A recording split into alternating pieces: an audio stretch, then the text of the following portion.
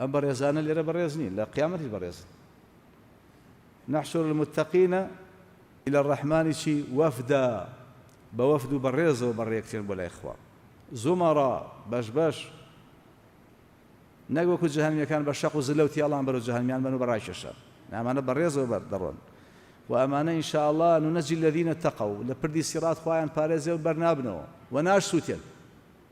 أشنا بهاش بوشي آمادية أعد للمتقين بهاش آمادية بو متقية كان بيشوازيان ليكري ادخلوها بسلام ببي سوتان وأزيد فرم ورنجولي طيبتم فادخلوها خالدين يا أخوة نوشي جيانتان ودستان خوش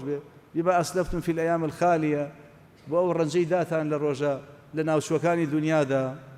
كشونا بهاشت لهم غرف من فوقها غرف تاور برزكاني بهاش بوشي بو متقية كان لهم فيها ما يشاءون شيان بيديان دريتي كذلك نزي المتقين أما باداشيان دينوا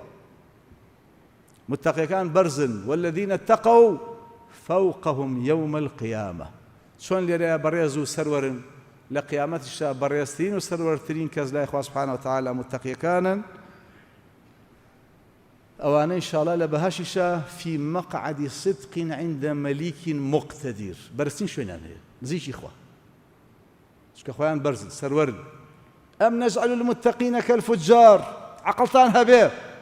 شون خوا ناس وخوانا ناس كان وكو يقوان لا إخوة هرجيس